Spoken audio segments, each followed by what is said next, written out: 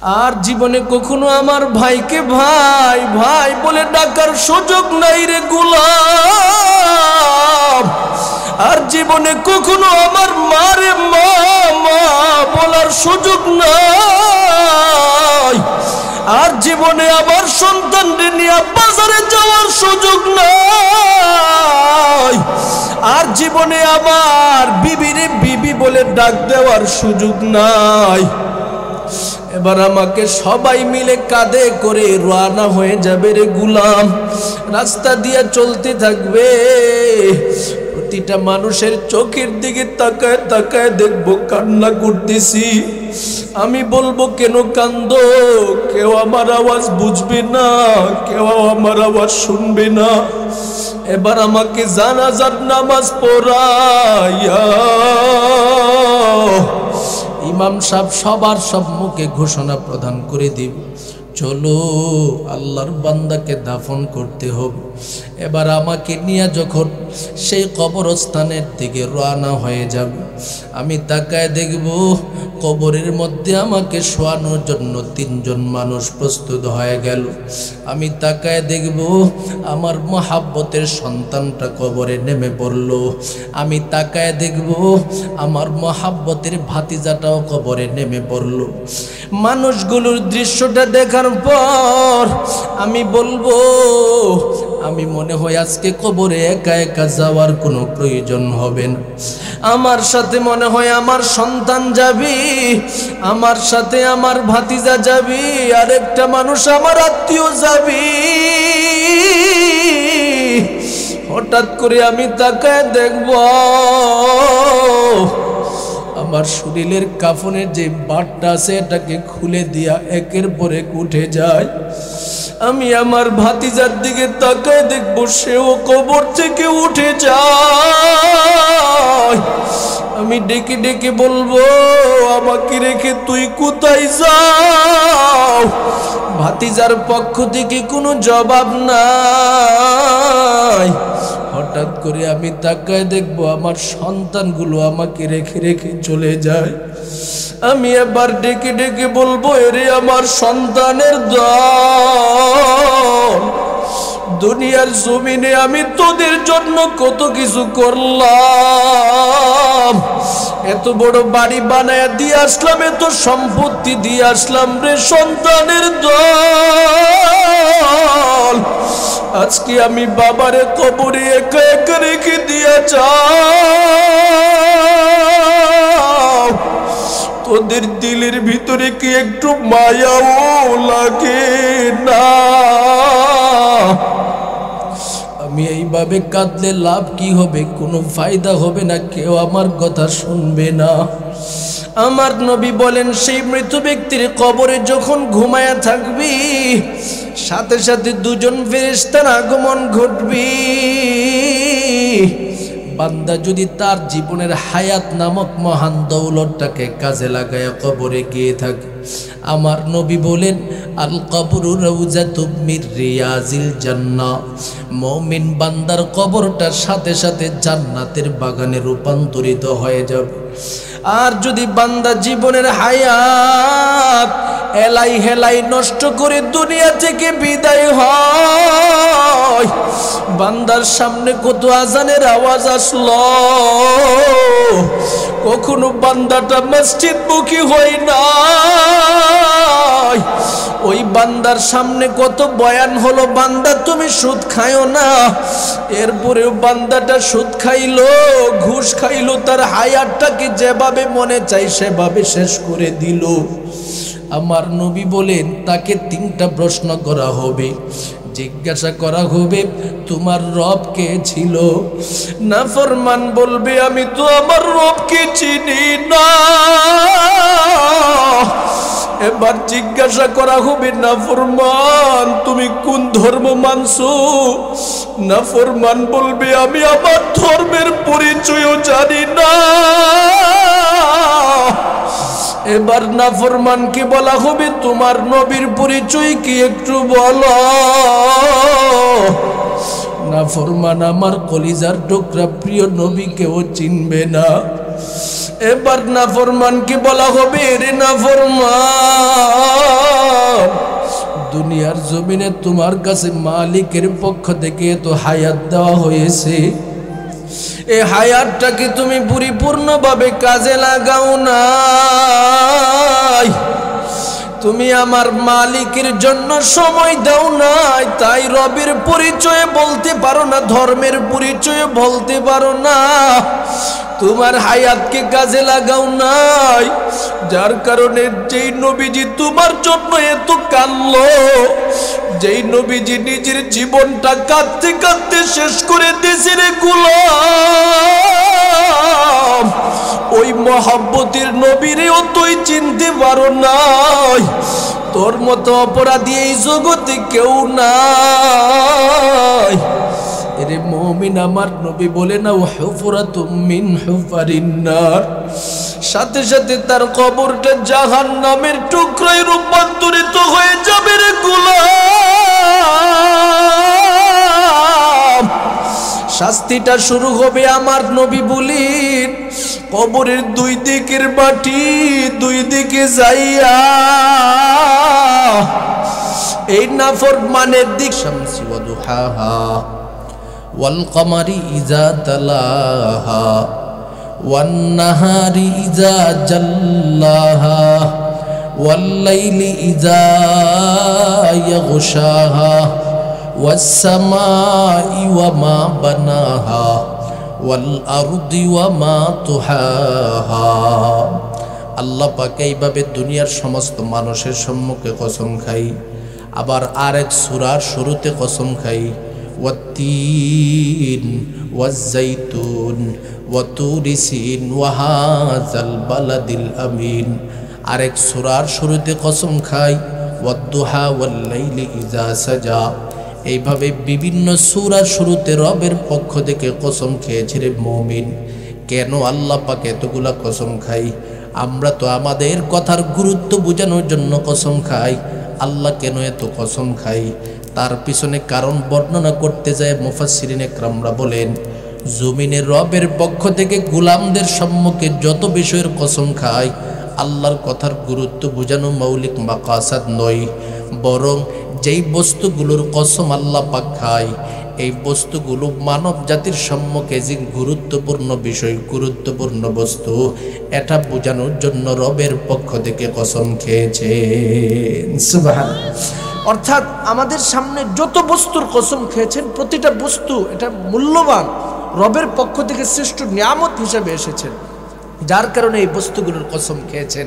শুধু তার মধ্যেই সীমাবদ্ধ নয়, আল্লাহ পাক বিভিন্ন জায়গায় আসমানের কসম খেয়েছেন, রাতের কসম খেয়েছেন, দিনের কসম খেয়েছেন। খায়া আমাদের সামনে রাতের গুরুত্ব বুঝায়, দিনের গুরুত্ব বুঝায়, আসমানের গুরুত্ব বুঝায়, আর বোঝাতে যাই বান্দা এই বস্তুগুলোর কসম আমি এমনিতে খাই নাই, কেন খেয়েছি জানো? যেন তুমি এই প্রতিটা বিষয়কে নিয়ামত হিসাবে জানিয়া আমি রবের শুকরিয়া আদায় করতে পারো। সুবহানাল্লাহ। তাহলে বোঝা গেল যত জায়গায় রবের পক্ষ থেকে কসম খাওয়া হয়েছে, প্রতিটা জায়গায় প্রতিটা বস্তুর কসমের পিছনে বান্দাদেরকে এই মেসেজটা দেওয়া যায়, এটা কিন্তু বড় নিয়ামত, এটার গুরুত্ব দাও। যেমন আমার তেলাওয়াতকৃত সূরার শুরুতে রবের পক্ষ থেকে যে বিষয়টার কসম খেয়েছেন, সেটার নাম হলো সময়। সুবহানাল্লাহ বলবেন না? আপনারা তিতাস থানার মানুষেরা আমার সামনে একটু জবান খুলে বলবেন, আল্লাহ যে আমাদেরকে সময় দান করেছেন, এই সময়টার গুরুত্ব আছে না নাই? সময়ের মূল্য কত বেশি, একজন ইমানদার বান্দার বিশেষ করে সময়ের মূল্য এত বেশি, একটা হাদিস বললে আপনারা বুঝতে পারবেন। আল্লাহর নবী রহমতে আলম নবী মুহাম্মদুর রাসূলুল্লাহ সাল্লাল্লাহু আলাইহি ওয়াসাল্লাম দুনিয়ার প্রতিটা ইমানদার মুসলমান জাতির সম্মুখে বলে দেয়, আলহামদুলিল্লাহি তামলাউল মিজান ওয়া সুবহানাল্লাহি ওয়ালহামদুলিল্লাহি তামলাআন বাইনাস সামাই ওয়াল আরদ। মুমিন বান্দা যখন তার জবান থেকে একবার আলহামদুলিল্লাহ বলে, সাথে সাথে ইমানদার বান্দার নেক আমলের মাধ্যমে তার মিজানের পাল্লাটা পরিপূর্ণ হয়ে যায়। সুবহানাল্লাহ। এরপরে আমার নবী বলেন, ওয়া সুবহানাল্লাহি ওয়ালহামদুলিল্লাহি তামলাআন বাইনাস সামাই ওয়াল আরদ। জমিনের মধ্যে মুমিন বান্দা যখন তার জবান থেকে একবার সুবহানাল্লাহ বলে ডাক মারে, একবার আলহামদুলিল্লাহ বলে ডাক মারে, মুমিন বান্দার সুবহানাল্লাহ আলহামদুলিল্লাহর কারণে আল্লাহ পাক আকাশ থেকে জমিন পরিমাণে যত জায়গা আছে প্রতিটা ফাঁকা জায়গা বান্দার নেক আমলের মাধ্যমে পরিপূর্ণ করে দেয়। তাহলে আপনারা আমার সাথে একটু বলেন, সুবহানাল্লাহ বলছেন মনে হয় 1 ঘন্টা সময় লাগছে। হ্যাঁ, কতক্ষণ লাগছে? 1 মিনিট লাগছে নাকি 30 সেকেন্ড? 30 সেকেন্ডও লাগে নাই, সেকেন্ড সময় ইমানদারের লাগে নাই সুবহানাল্লাহ বলতে। কথা কোন ঠিক নেই? তাহলে এই সুবহানাল্লাহ বলতে আপনার 1 সেকেন্ডও লাগে নাই। নবী বলেন জবান থেকে একবার বললা তো আকাশ থেকে জমিন পরিমাণে ফাঁকা জায়গা যা আছে পুরাটা তোমার আমলনামার মধ্যে নেক আমলের মাধ্যমে পরিপূর্ণ করে দেয়। এবার বুঝেন একটা ইমানদার বান্দার সময়ের গুরুত্বটা কত বেশি, কত নেক ইমানদার বান্দার জীবনের মধ্যে আসে প্রতিটা মুহূর্তে মুহূর্তে। এই জন্য রবের পক্ষ থেকে আমার তেলাওয়াতকৃত সূরার শুরুতে আসরের কসম খায়া দুনিয়ার প্রতিটা মানব জাতিদেরকে ডেকে ডেকে বলেন, এর গোলামের দল, আমি রবের পক্ষ থেকে তোমার সম্মুখে সময় নামক বস্তুটার কসম খায়া তোমাদের সম্মুখে ঘোষণা দিতেছি, এরে মুমিন, তোমার জীবনের প্রতিটা মুহূর্তের বড় মূল্য, তোমার জীবনের প্রতিটা সময়ের বড় মূল্য, সেটাকে যত বেশি পারে তুমি কাজে লাগাও। এই কারণে রহমতে আলম নবী মুহাম্মদুর রাসূলুল্লাহ সাল্লাল্লাহু আলাইহি ওয়াসাল্লাম সময়কে গুরুত্ব দেওয়ার জন্য আমাদের সম্মুখে একটা মেসেজ প্রদান করে দিয়েছেন। আল্লাহর নবী বলেন, এরে দুনিয়ার সমস্ত ইমানদারের দলেরা, তোমাদের জীবনের মধ্যে যত সময় রবের পক্ষ থেকে দেওয়া হয়েছে রে গোলামের দলেরা, তোমাদের প্রতিটা সময়কে পরিপূর্ণভাবে কাজে লাগাও।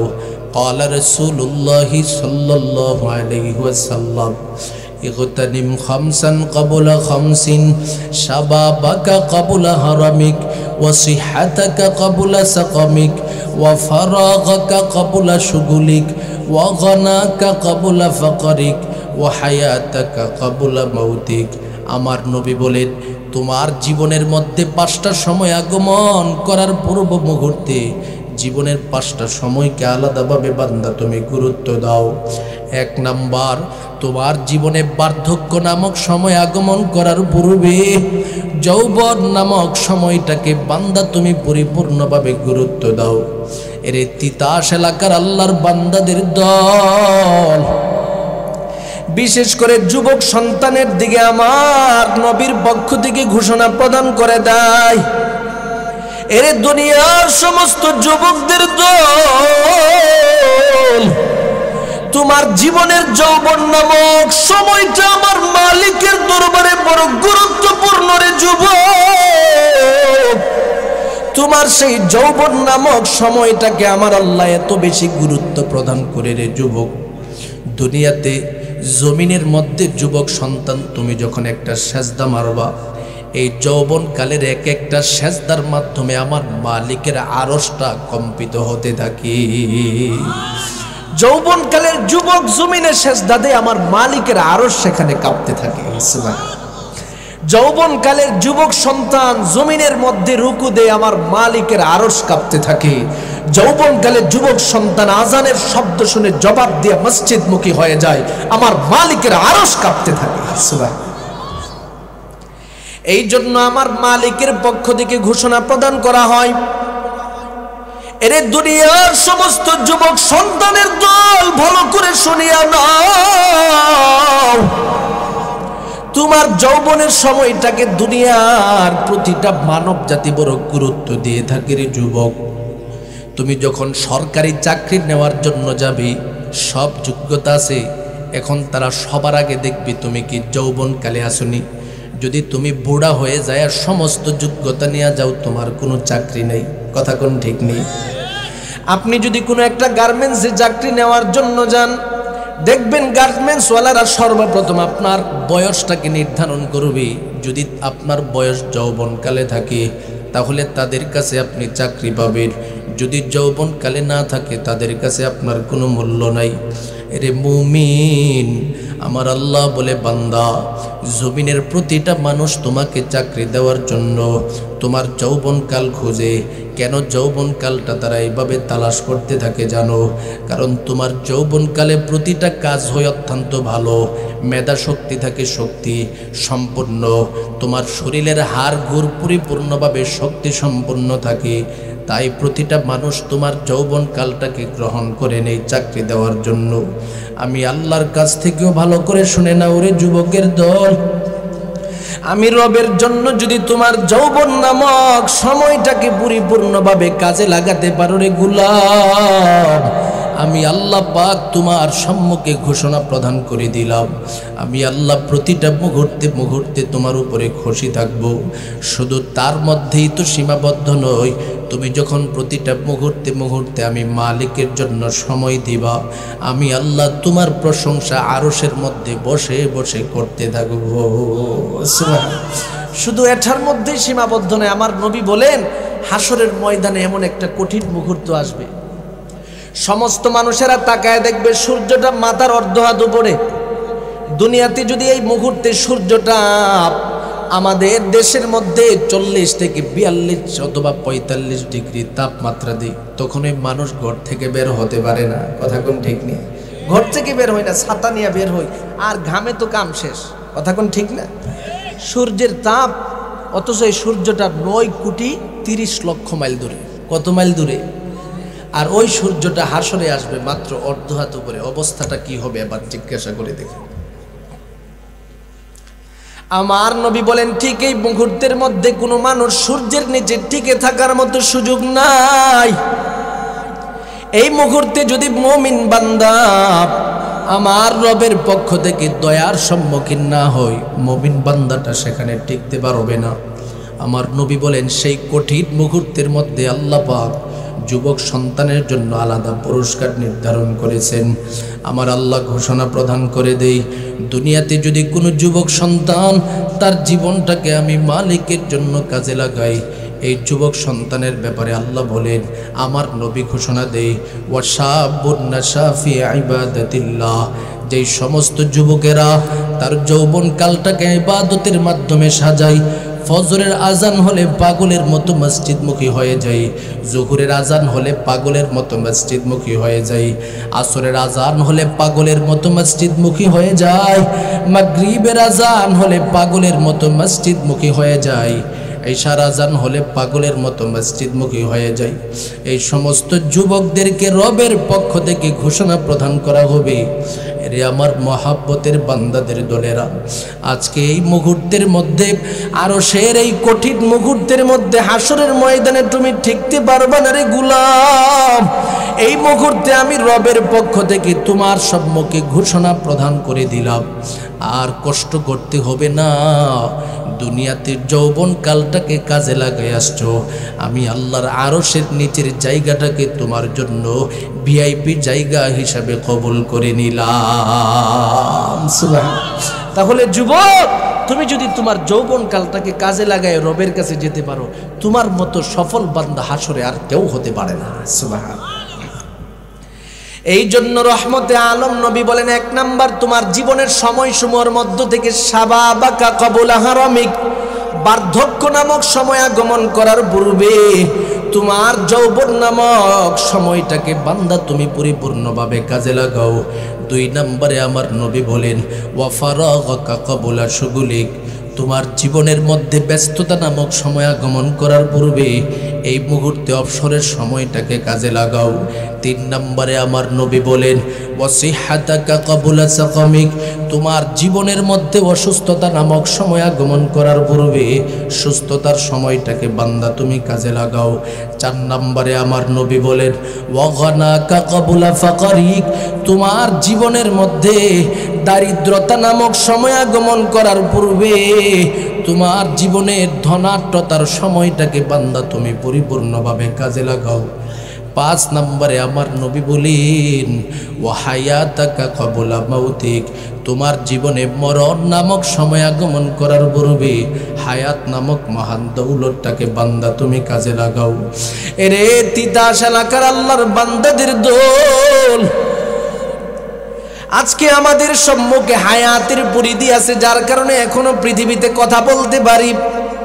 আমার আল্লাহ বলে, গোলাম, যখন তোমার হায়াত নামক মহান দৌলত একবার শেষ হয়ে যাবে, আর জীবনে কখনো তোমাকে দুনিয়াতে ফিরিয়ে দেওয়া হবে না রে গোলাম। সুতরাং হায়াতাকা ক্বাবলা মাউতিক, তোমার জীবনে মরণ নামক সময়টা আগমন করার পূর্বে রে বান্দা হায়াত নামক মহান দৌলতটাকে কাজে লাগাও। এরে আল্লাহর বান্দাদের দলেরা, দুনিয়ার জমিনে কেউ বলতে পারে না বান্দার মরণ কোথায় হবে, কোন জায়গায় হবে, কার সামনে হবে।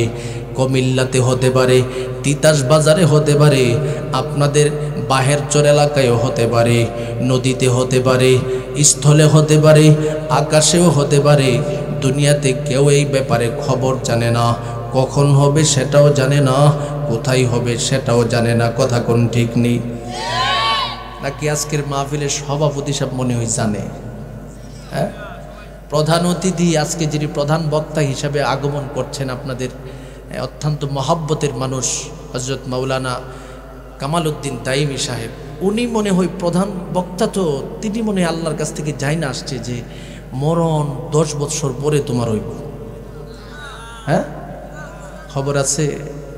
আপনারা যে কষ্ট করে বসে আছেন, এর কষ্টের ওসিলা দিয়ে আল্লাহ মনে হয় আপনাকে মরণের সময়টা বইলা দিয়ে গেছে যে তিতাস এলাকার আল্লাহর বান্দা আব্দুল করিম, আব্দুর রহমান, তোমার জন্য 10 বছর পরে মরণ আসবে, এর আগে তুমি মরবা না। জানে কেউ? আপনি আমি কেন, দুনিয়াতে কোনো নবীরাও জানে নাই। কথা কোন ঠিক নেই? দুনিয়াতে কোনো ওলিরা পর্যন্ত জানে নাই। আল্লাহ বলে, রে গোলাম, শুধু মরণ নয়, 5 বিষয়ের ইলম পৃথিবীর জমিনের মধ্যে কাউকে আমি আল্লাহ পাক দান করি নাই। আল্লাহ নিজে ঘোষণা প্রদান করে দেয়, ইন্নাল্লাহা ইনদাহু ইলমুস সাআহ ওয়া ইউনাজ্জিলুল গায়স ওয়া ইয়ালামু মা ফিল আরহাম ওয়া মা তাদরি নাফসুম মাযা তাকসিবু গাদা ওয়া মা তাদরি নাফসুম বিআইয়ি আরদিন তামুত। আল্লাহ বলে, বান্দা, জমিনের মধ্যে 5 বিষয়ের ইলম পৃথিবীতে আমি আল্লাহ পাকদের কাউকে দান করি নাই।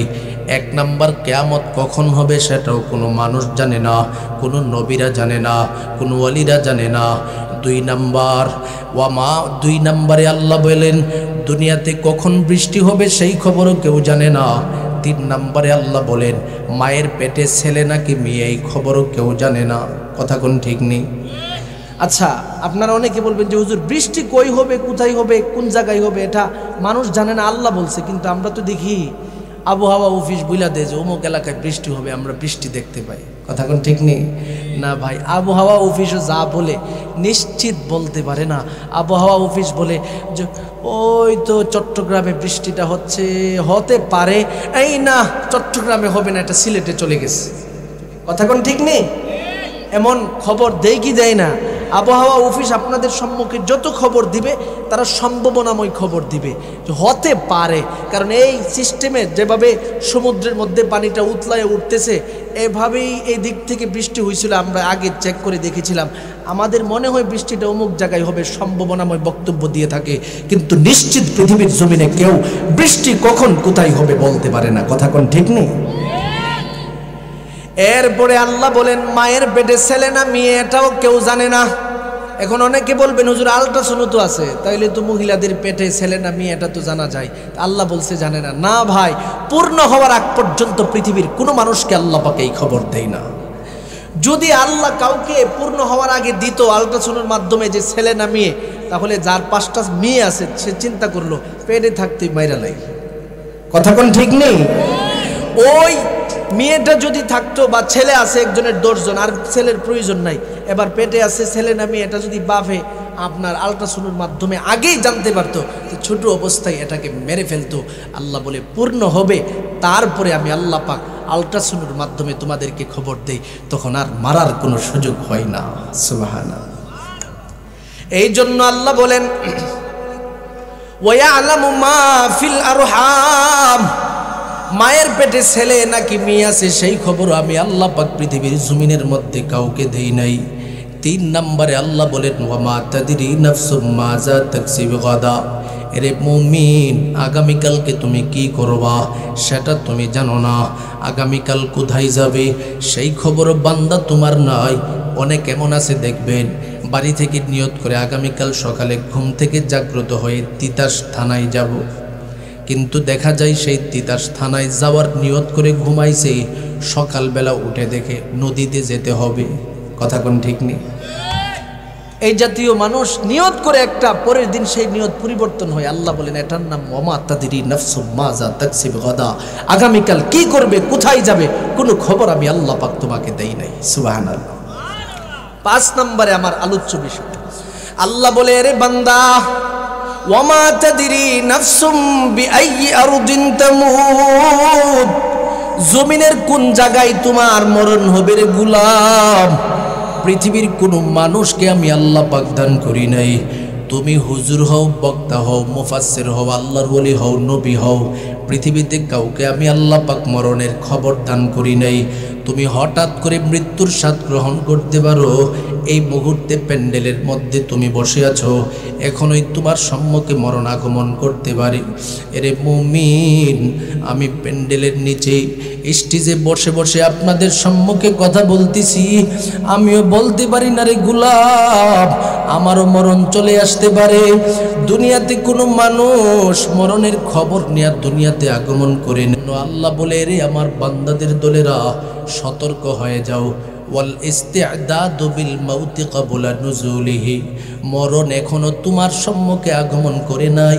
এই মুহূর্তে নিজেকে মৃত্যুর জন্য প্রস্তুত বানাও। তোমার জীবনের হায়াতটাকে তুমি এখন থেকে কাজে লাগানো শুরু করে দাও রে বান্দা। এরে মুমিন বান্দা, তোমার যাওয়ার মতো কোনো পথ নাই, যাওয়ার মতো কোনো রাস্তা নাই। আল্লাহ বলে এরে আমার বান্দা আইনামা তাকুনু ইউদরিকুমুল মাউত ওয়ালাউ কুনতুম ফি বুরুজিম মুশাইয়াদা, মরণ থেকে যতই পালাও মরণ তোমায় লইবে ঘিরি।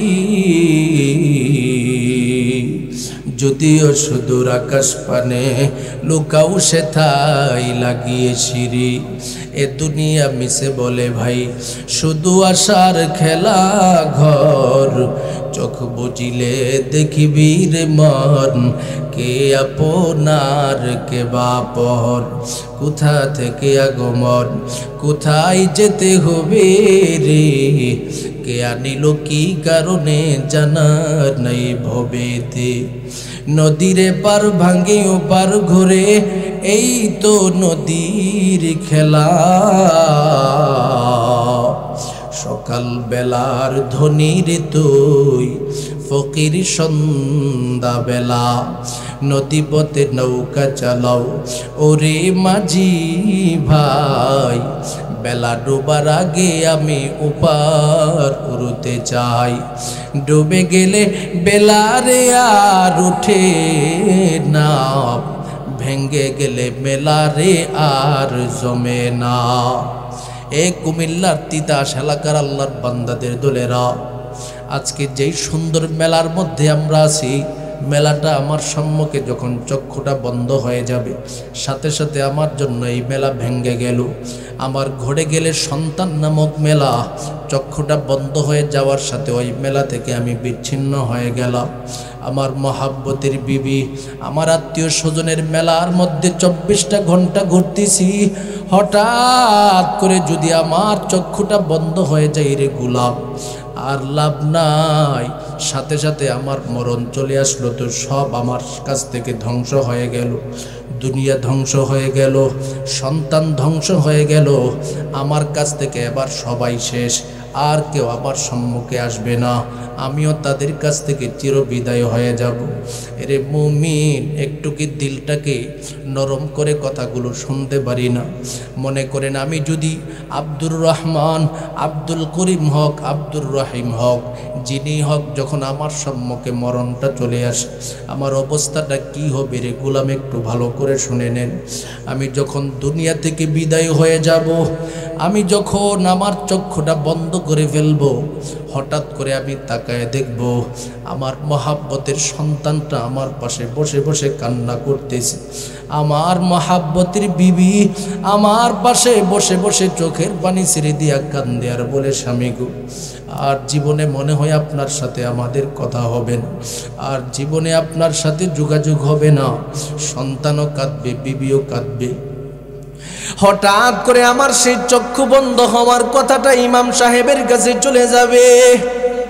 ইমাম সাহেব এবার ঘোষণা দিবি, আমাদের গ্রামের উমুক আব্দুর রহমান নামক আল্লাহর গোলাম আমাদেরকে ছেড়ে চিরতরে দুনিয়া থেকে বিদায় বিদায়। মরণের খবরটা যখন গোটা এলাকার মধ্যে প্রচার হতে থাকবে রে গুলাম, প্রতিটা মানুষ আমার মরণের খবরটা শুনিয়া চোখের পানি ছেড়ে দিয়া কাঁদবে। হায় আফসোস, আর জীবনে তার সাথে আমাদের সাক্ষাৎ হবে না। আমার চাচাতো ভাইরা যাবে, আমার খালাতো ভাইরা যাবে, আমার খালা যাবে, ফুফু যাবে, কত মানুষ আমার বাড়িতে যাবে। আমি লাশ হয়ে পড়ে থাকবো রে গুলাম, আর জীবনে কখনো তাদের সাথে আমার সাক্ষাৎ হবে না। এবার ইমাম সাহেব আমার বাড়িতে চলে যাবে, আমাকে গোসল করানোর প্রস্তুতি নেবে, কাফন পরিপূর্ণভাবে পরিধান করায়া মসজিদের পালকিটার মধ্যে আমাকে শোয়াইয়া এবার তারা সবাই মিলে নিয়ে রওনা হয়ে গেল। আজকে আমার বাড়ি পড়ে রইল, আমার সন্তান পড়ে রইল, আমার বিবি পড়ে রইল। আমাকে যখন ওই গেট দিয়া বের করতে থাকবে, আমি চোখের পানি ছেড়ে দিয়া বলবো, এই গেট দিয়া আর জীবনে কখনো আমার আর ঢুকানোর সুযোগ হবে না, আর বের হওয়ারও সুযোগ হবে না। এরে মুমিন, আজ থেকে আমার এর শেষ হয়ে গেল, বাড়িও শেষ হয়ে গেল। আর জীবনে কোনো দিন তিতাস বাজারে যাব না, আর জীবনে কোনো দিন বাহের চোর বাজারে যাব না, আর জীবনে কখনো আমার ভাইকে ভাই ভাই বলে ডাকার সুযোগ নাই রে গোলাম। আর জীবনে কখনো আমার মারে মা মা বলার সুযোগ নাই। আর জীবনে আমার সন্তানকে নিয়ে বাজারে যাওয়ার সুযোগ নাই। আর জীবনে আমার বিবিরে বিবি বলে ডাক দেওয়ার সুযোগ নাই। এবার আমাকে সবাই মিলে কাঁধে করে রওনা হয়ে যাবে রে গুলাম, রাস্তা দিয়ে চলতে থাকবে। প্রতিটা মানুষের চোখের দিকে তাকায় তাকায় দেখবো কান্না করতেছি। আমি বলবো, কেন কান্দো? কেউ আমার আওয়াজ বুঝবে না, কেউ আমার আওয়াজ শুনবে না। এবার আমাকে জানাজার নামাজ পড়াইয়া ইমাম সাহেব সবার সম্মুখে ঘোষণা প্রদান করে দিব, চলো আল্লাহর বান্দাকে দাফন করতে হবে। এবার আমাকে নিয়ে যখন সেই কবরস্থানের দিকে রওনা হয়ে যাবে, আমি তাকায় দেখব কবরের মধ্যে আমাকে শোয়ানোর জন্য 3 জন মানুষ প্রস্তুত হয়ে গেল। আমি তাকায় দেখব আমার মহাব্বতের সন্তানটা কবরে নেমে পড়ল। আমি তাকায় দেখব আমার মহাব্বতের ভাতিজাটাও কবরে নেমে পড়ল। মানুষগুলোর দৃশ্যটা দেখার পর আমি বলবো, আমি মনে হয় আজকে কবরে একা একা যাওয়ার কোনো প্রয়োজন হবে না। আমার সাথে মনে হয় আমার সন্তান যাবি, আমার সাথে আমার ভাতিজা যাবি, আর একটা মানুষ আমার আত্মীয় যাবি। হঠাৎ করে আমি তাকায় দেখব আমার শরীরের কাফনের যে বাটটা আছে এটাকে খুলে দিয়া একের পর এক উঠে যায়। আমি আমার ভাতিজার দিকে তাকায় দেখবো সেও কবর থেকে উঠে যায়। আমি ডেকে ডেকে বলবো, আমাকে রেখে তুই কোথায় যাও? ভাতিজার পক্ষ থেকে কোনো জবাব নাই। হঠাৎ করে আমি তাকায় দেখবো আমার সন্তানগুলো আমাকে রেখে রেখে চলে যায়। আমি এবার ডেকে ডেকে বলবো, এরে আমার সন্তানের দল, দুনিয়ার জমিনে আমি তোদের জন্য কত কিছু করলাম, এত বড় বাড়ি বানায় দিয়ে আসলাম, এত সম্পত্তি দিয়ে আসলাম রে সন্তানের দল, আজকে আমি বাবারে কবরে একা একা রেখে দিয়ে যাও, তোদের দিলের ভিতরে কি একটু মায়াও লাগে না? আমি এইভাবে কাঁদলে লাভ কি হবে? কোনো ফায়দা হবে না, কেউ আমার কথা শুনবে না। আমার নবী বলেন, সেই মৃত ব্যক্তির কবরে যখন ঘুমায়া থাকবি, সাথে সাথে দুজন ফেরেশতার আগমন ঘটবি। বান্দা যদি তার জীবনের হায়াত নামক মহান দৌলতটাকে কাজে লাগায় কবরে গিয়ে থাকে, আমার নবী বলেন, আল কবরু রাউজাতুম মির রিয়াজিল জান্নাহ, মুমিন বান্দার কবরটার সাথে সাথে জান্নাতের বাগানে রূপান্তরিত হয়ে যাবে। আর যদি বান্দা জীবনের হায়াত এলাই হেলাই নষ্ট করে দুনিয়া থেকে বিদায় হয়, বান্দার সামনে কত আজানের আওয়াজ আসলো, কখনো বান্দাটা মসজিদমুখী হয় না, ওই বান্দার সামনে কত বয়ান হলো, বান্দা তুমি সুদ খাইও না, এরপরেও বান্দাটা সুদ খাইলো, ঘুষ খাইলো, তার হায়াতটাকে যেভাবে মনে চাই সেভাবে শেষ করে দিল। আমার নবী বলেন, তাকে তিনটা প্রশ্ন করা হবে, জিজ্ঞাসা করা হবে, তোমার রব কে ছিল? নাফরমান বলবে, আমি তো আমার রবকে চিনি না। এবার জিজ্ঞাসা করা হবে, নাফরমান তুমি কোন ধর্ম মানছো? নাফরমান বলবে, আমি আমার ধর্মের পরিচয়ও জানি না। এবার নাফরমানকে বলা হবে, তোমার নবীর পরিচয় কি একটু বলো? নাফরমান আমার কলিজার টুকরা প্রিয় নবীকেও চিনবে না। এবার নাফরমানকে বলা হবে, রে নাফরমান, দুনিয়ার জমিনে তোমার কাছে মালিকের পক্ষ থেকে তো হায়াত দেওয়া হয়েছে, এই হায়াতটাকে তুমি পরিপূর্ণভাবে কাজে লাগাও নাই, তুমি আমার মালিকের জন্য সময় দাও নাই, তাই রবের পরিচয়ে বলতে পারো না, ধর্মের পরিচয়ে বলতে পারো না, তোমার হায়াতকে কাজে লাগাও নাই, যার কারণে যেই নবীজি তোমার জন্য এত কাঁদলো, যেই নবীজি নিজের জীবনটা কাঁদতে কাঁদতে শেষ করে দিয়েছে রে গোলাম, ওই মহব্বতের নবীরেও তুই চিনতে পারো নাই, তোর মতো অপরাধী এই জগতে কেউ নাই। এরে মুমিন, আমার নবী বলে না, হুফরাতুম মিন হুফারিন নার, সাথে সাথে তার কবরটা জাহান্নামের টুকরায় রূপান্তরিত হয়ে যাবে রে গোলাম। শাস্তিটা শুরু হবে, আমার নবী বলেন, কবরের দুই দিকের মাটি দুই দিকে যাইয়া এই নাফরমানের দিকে এমন জোরে একটা চাপ মারবি, নাফরমানের একটা হাড্ডি আর একটা হাড্ডির ভিতরে এইভাবে ঢুকে যাবি, নাফরমান চোখের পানি ছেড়ে দিয়া কাঁদবে, ডেকে ডেকে বলবে, ওগো দয়ার মালিক, আর সহ্য করতে পারি না, একটু যদি দয়া না করো, যাওয়ার মতো কোনো পথ নাই, ওগো আল্লাহ একটু দয়া দাও। নাফরমান যখন এইভাবে কাঁদবি, আমার মালিকের পক্ষ থেকে ঘোষণা প্রদান করা হবে, রে নাফরমান, তোর এলাকায় মসজিদের খতিব সাহেব কি দিনের কথা বলে নাই? এই কবরের সতর্কবাণী দেই নাই? এই হাসরের সতর্কবাণী কি দেই নাই? এর নাফরমান, তোর গ্রামের মধ্যে কি উলামা ইকরামরা যায় না? এরপরে এত কথা শোনার পর তুই কেন আমি রবকে মানো নাই রে গোলাম?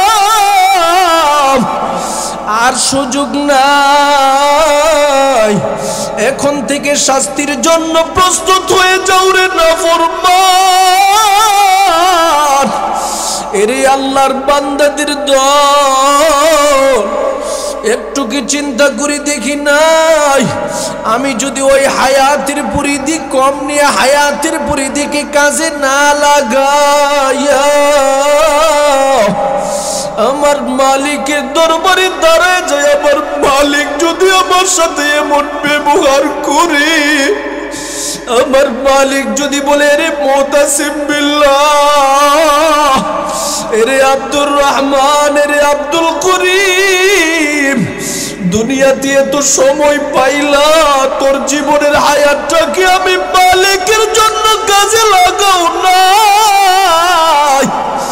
এরে আল্লাহর গোলাম কি জবাব দিব? সুতরাং নিজের জীবনের কবরের জিন্দেগিটাকে যদি সুখী বানাতে চাও, আমার রবের পক্ষ থেকে ঘোষণা, রে বান্দা, দুনিয়াতে যতদিন পর্যন্ত থাকবা তোমার জীবনের হায়াতটাকে আমি মালিকের জন্য কাজে লাগাও। তোমার জীবনের হায়াতকে নামাজের মাধ্যমে কাজে লাগাও, তোমার জীবনের হায়াতকে কোরআন তেলাওয়াতের মাধ্যমে কাজে লাগাও। সুদ খাওয়া থেকে নিজেকে বাঁচাও, ঘুষ খাওয়া থেকে নিজেকে বাঁচাও, দুর্নীতি করা থেকে নিজেকে বাঁচাও, অপরাধমূলক কার্যসমূহ থেকে নিজেকে বাঁচাও। মানুষের উপরে জুলুম করিও না, অন্যায় করিও না, অত্যাচার করিও না। কারণ আমার আল্লাহ বলেন, এরে আমার বান্দাদের দলেরা, তোমার হায়াতের পরিধির বড় মূল্য, সেটাকে পরিপূর্ণভাবে বান্দা তুমি কাজে লাগাও। এই কারণে আমার রবের পক্ষ থেকে ঘোষণা প্রদান করা হলো, এরে বান্দা, তোমার সম্মুখে আমি আসরের সময় খাইলাম, সময়ের কসম খাইলাম। কেন খাইলাম রে গোলাম? কারণ তোমার জীবনের হায়াতের বড় মূল্য, তোমার জীবনের সময়ের বড় মূল্য। 1 নাম্বার, যৌবনের সময়টাকে তুমি কাজে লাগাও। 2 নাম্বার, জীবনের সুস্থতার সময়কে কাজে লাগাও। 3 নাম্বার, তোমার জীবনের অবসরের সময়কে কাজে লাগাও। 4 নাম্বার, তোমার জীবনের টাকাওয়ালার সময়টাকে কাজে লাগাও। 5 নাম্বার, তোমার জীবনের হায়াতটাকে তুমি কাজে লাগাও। মরণ নামক সময়ের আগে এই নসিহত আমার নবীজি করে আমাদের সম্মুখে সময়ের গুরুত্ব বর্ণনা করে দেয়। সুতরাং দুনিয়াতে যতদিন পর্যন্ত থাকব সময়কে কাজে লাগাইব। সময়কে এলাই হেলাই ইমানদার বান্দা কখনো নষ্ট করতে পারে না। কথা কোন ঠিক নি ভাই? এই জন্য দুনিয়াতে যতদিন পর্যন্ত থাকবো, দুনিয়ার প্রতিটা মুহূর্তের মধ্যে আমার প্রতিটা সময়কে কাজে লাগানোর চেষ্টা করব। কথা কোন ঠিক নেই? এই জন্য আল্লাহ বলেন, বান্দা, সময়ের কসম খাইলাম।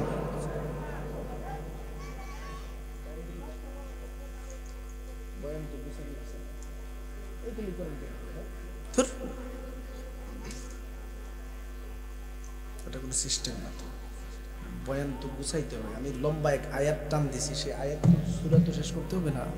আল্লাহ পাক আমাদের সকলকে বুঝার তৌফিক দান করেন, সকলে বলুন আমিন। আমি যেই কথাগুলো বলতে চাচ্ছি সেটা হলো, আল্লাহর পক্ষ থেকে আমাদের সম্মুখে মেসেজ প্রদান করতেছেন, ওয়াল আসর, বান্দা তোমাকে সময়ের কসম খায়া সময়ের গুরুত্ব বর্ণনা করতেছি, তোমার সময়কে তুমি পরিপূর্ণভাবে গুরুত্ব দাও। 2 নম্বরে আল্লাহ বলেন, ইন্নাল ইনসানা লাফি খুসর, দুনিয়াতে যতদিন থাকবা প্রতিটা মানুষের দিকে আমি আল্লাহ তাকায় দেখি সবাই ক্ষতির মধ্যে আছে, সবাই ধ্বংসের মধ্যে আছে। জাতি কিভাবে ধ্বংস থেকে বাঁচবে, জাতি কিভাবে ক্ষতি থেকে বাঁচবে। 3য় পয়েন্টের মধ্যে আল্লাহ বলে, বান্দা, আমি রবের পক্ষ থেকে ঘোষণা দিলাম, 4টা কর্মসূচির ভিত্তিতে নিজের জীবন পরিচালনা করো। আমি আল্লাহ তোমাকে সকল প্রকারের ধ্বংস থেকে, ক্ষতি থেকে কুদরতিভাবে হেফাজত করে নিব। সুবহানাল্লাহ। 4টা কর্মসূচি অত্যন্ত সংক্ষিপ্তভাবে আমি আপনাদের সম্মুখে বলতেছি। সংক্ষিপ্তভাবে বলার পরেই আজকে প্রধানমন্ত্রীকে আপনারা নিয়ে এসে সময় যেহেতু শেষ হয়ে গেছে 9:50 আর 10 মিনিট আছে, 10 মিনিটের মধ্যে নিয়ে আসেন, আমি শেষ করে ফেলতেছি। আল্লাহ বলেন ইন্নাল ইনসানা লাফি খুসর, সব মানুষ ক্ষতিতে আছে, ধ্বংসে আছে, তবে 4 প্রকারের ব্যক্তি ছাড়া। 4 প্রকারের ব্যক্তি ছাড়া। 1 নাম্বার কে?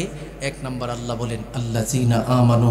তিতাস থানার অন্তর্ভুক্ত যত ইমানদার বান্দা আছে তারা যদি পরিপূর্ণভাবে মুমিনের জীবনের সাথে নিজের জীবনটাকে সুসজ্জিত করে আল্লাহ পাক তারে ধ্বংস থেকে রক্ষা করে দিবেন। সুবহানাল্লাহ।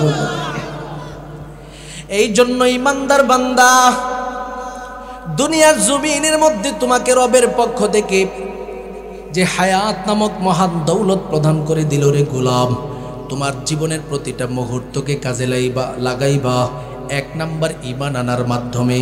এবার বুঝার বিষয় হলো ঈমানদার কাকে বলা হয়, এটার পরিচয় দেওয়ার আমার সময় নাই। 2 নম্বরে আল্লাহ বলেন ওয়া আমিলুস সলিহাত। এরে মুমিন, ঈমানওয়ালা বান্দা তুমি যদি হয়ে যাও, তার মধ্যে সীমাবদ্ধ থাকলে হবে না। তোমার জীবনের হায়াত নামক মহান দৌলতকে কাজে লাগানোর জন্য নিজের জীবনটাকে নেক আমলের মাধ্যমে তুমি সুসজ্জিত করে নাও।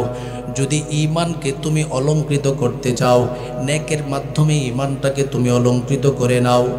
3 নম্বরে রবের পক্ষ থেকে ঘোষণা, বান্দা ওয়াতাওয়াসাউ বিল হাক্কি। এরে মুমিন, তোমার জীবনটাকে যদি তুমি ধ্বংস থেকে রক্ষা করতে চাও, 1 নাম্বার ঈমান নামক মহান দৌলত, 2 নাম্বার ওয়া আমিলুস সলিহাত, নেক আমল। এই 2টা বিষয় নিজের মধ্যে যতটুকু আনবা, অপর ভাইয়ের সামনে তুমি প্রচার করবা। নিজে যদি নামাজি হয়ে থাকো, অপর ভাইকে নামাজের দিকে দাওয়াত দিবা। নিজে যদি কোরআনওয়ালা হয়ে থাকো, অপর ভাইকে কোরআনের দিকে দাওয়াত দিবা। নিজে যদি হালাল হারাম বাঁচিয়া চলে থাকো, অপর ভাইকে হালাল হারাম বাঁচিয়া চলার জন্য দাওয়াত দিবা। তোমার প্রতিবেশীদের মধ্যে কেউ যদি গুনার কাজ নিয়া 24টা ঘন্টা ব্যস্ত থাকে রে গোলাপ, সেই মানুষটাকে গুনাহ থেকে রক্ষা কিভাবে করবা? তা'মুরুনা বিল মা'রুফ ওয়া তানহাউনা আনিল মুনকার। সৎ কাজের আদেশ দেওয়ার মাধ্যমে, অসৎ কাজ থেকে নিষেধ প্রদান করার মাধ্যমে প্রতিটা মানুষকে তাওয়াসু বিল হকের দিকে নিয়ে আসো এরে গোলাম। কারণ তোমাদের মতো মানব জাতিদেরকে রবের পক্ষ থেকে ঘোষণা প্রদান করা হলো, কুনতুম খায়রা উম্মাতিন উখরিজাত লিন-নাস তা'মুরুনা বিল মা'রুফি ওয়া তানহাউনা আনিল মুনকার। আমি আল্লাহ তোমাদেরকে এমনিতেই সৃষ্টি করি নাই রে গোলাম, তোমাদেরকে পৃথিবীর জমিনে সর্বশ্রেষ্ঠ জাতি হিসাবে আমি আল্লাহ কবুল করে নিলাম। শ্রেষ্ঠ জাতিদের কাজ কি হতে পারে? 1 নাম্বার হলো তা'মুরুনা বিল মা'রুফ, তোমরা সৎ কাজের আদেশ প্রদান করবা। ওয়া তানহাউনা আনিল মুনকার, অসৎ কাজ থেকে জাতিকে হেফাজত করবা। এবার তুমি যখন অসৎ কাজ থেকে জাতিকে হেফাজতের নিয়ত করবা, সুদখোরের সামনে যায় সুদের বিরুদ্ধে কথা বইলা সুদ থেকে বাঁচানোর সিদ্ধান্ত নিবা। কিছু কিছু সুদখোর আছে তোমার কথা মানবে না, বরং তোমার বিরুদ্ধে ষড়যন্ত্র করবে। কথা কোন ঠিক নেই?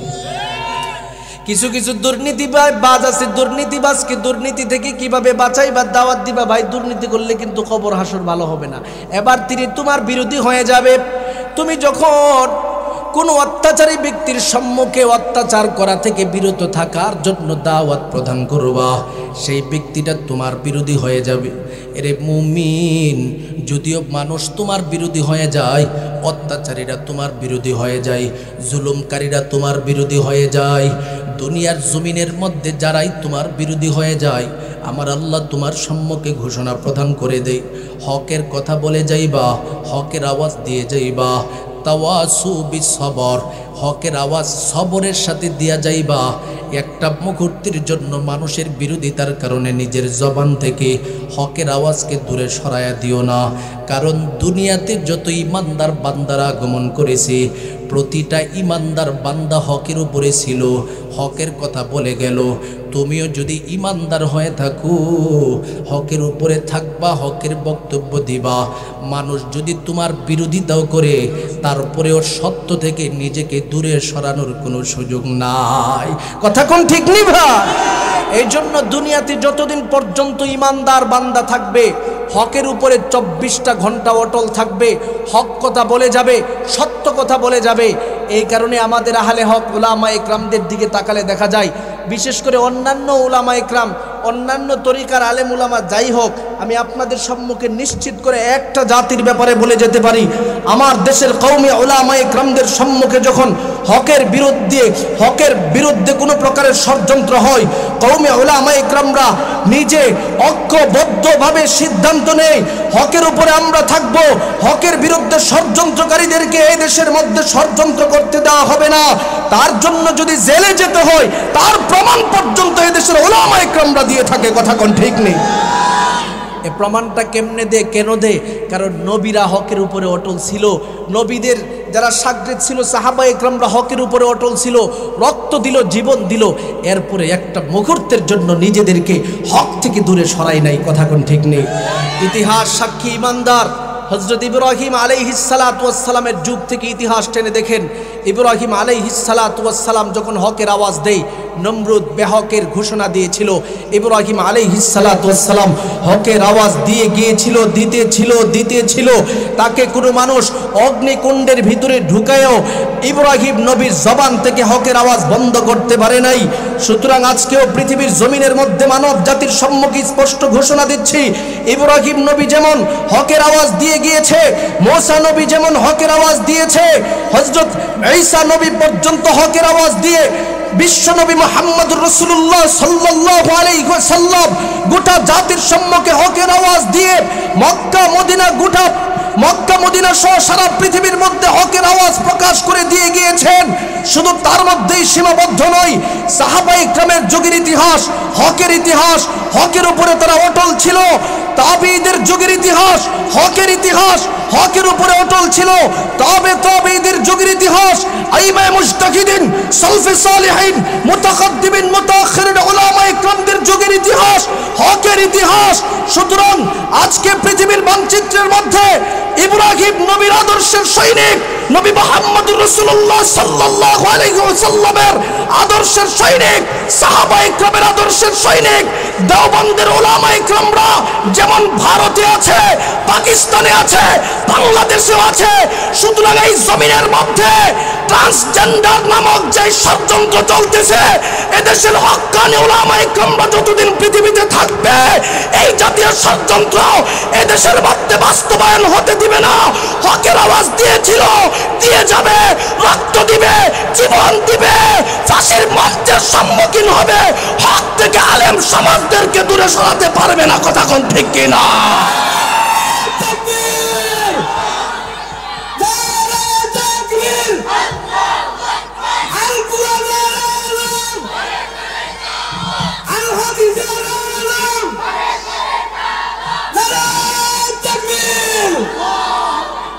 সুতরাং তিতাস থানার মুসলমান ভাইদের সম্মুখে শেষ মেসেজ আমার পক্ষ থেকে এটাই, আল্লাহ বলেন তুমি যদি নিজেকে ক্ষতি থেকে রক্ষা করতে চাও, তোমার জন্য আমি রবের পক্ষ থেকে ঘোষণা, হকের উপরে অটল থাকবা, সত্য কথা বলবা।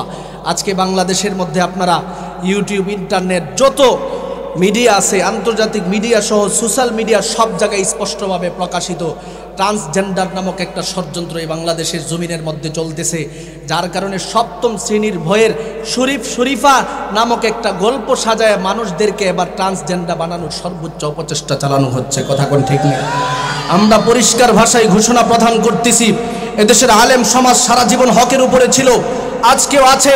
এই জাতীয় ষড়যন্ত্র নিয়ে যারা সারা বাংলাদেশের মধ্যে কাজ করছে, তাদের মুখোশ এই মুহূর্তে এই সরকার উন্মোচন করতে হবে, না হয়তো যারা তাদেরকে এইভাবে বিভিন্ন প্রকারের ষড়যন্ত্র করার পরেও তাদের পিছনে সহযোগিতা করতেছে, তাদেরকে যদি এদেশের মানুষ চিহ্নিত করে ফেলে, তিনি এমপি হোক, তিনি মন্ত্রী হোক, তিনি প্রধানমন্ত্রী হোক, এই জাতি কখনো তার এই ষড়যন্ত্র মেনে নেবে না। কথা কোন ঠিক কিনা? এখন অনেকে বলবেন যে না, ষড়যন্ত্র তো ওনারা করতেছে না, যারা সরকারে আছে, এটা শিক্ষা সিলেবাসের মধ্যে যারা কার্যসমূহ করতেছে, শিক্ষা অফিসার, তারা এই কথাগুলি, এই কাজগুলি করতেছে। আমি বলবো তারা এই কাজ, এই কথা, এই জাতীয় গল্প বইয়ের মধ্যে লিপিবদ্ধ করে ফেলে এদেশের শিক্ষামন্ত্রী কি ঘোড়ার ঘাস কাটে? কথা কোন ঠিক নেই? শিক্ষা মন্ত্রণালয়ের দায়িত্ব কেন দেওয়া হয়েছে? উনি না দীঘা এমনিতেই বই মানুষের সামনে, বাচ্চাদের সামনে উপস্থাপন করবে, এটা কি হতে পারে? বড় দুঃখের সাথে বলতে হয়, আরো দুঃখের সাথে বলতে হয় ভাই, আলিয়া মাদ্রাসা এটা তো স্কুল না, এটা মাদ্রাসা না। এই মাদ্রাসার পুস্তক সমূহের প্রতিটা পৃষ্ঠার মলডের দিকে তাকালে দেখা যায় বাচ্চাদের বিভিন্ন প্রকারের পিকচার, ছবি, যেগুলো স্কুলের মধ্যে পর্যন্ত মানায় না। কথা কোন ঠিক নেই? সেটা মাদ্রাসার মধ্যে, মাদ্রাসার বইয়ের মলডের উপরের মধ্যে প্রতিটা পৃষ্ঠার মলডে এটা লিপিবদ্ধ আছে। সুতরাং বোঝা গেল এই জাতীয় শিক্ষা আমাদের জাতিকে দিয়ে আমার গোটা জাতিকে হিন্দুত্ববাদ শেখানোর জন্য, নাস্তিক্যবাদ শেখানোর জন্য সর্বোচ্চ ষড়যন্ত্র হচ্ছে। কথা কোন ঠিক নেই? এই জন্য দুনিয়াতে যতদিন পর্যন্ত থাকবো হকের উপরে সবাই অটল থাকতে হবে। যেখানে যেই প্রকারের ষড়যন্ত্র হবে আলেম সমাজ আপনাদেরকে ডাকবে।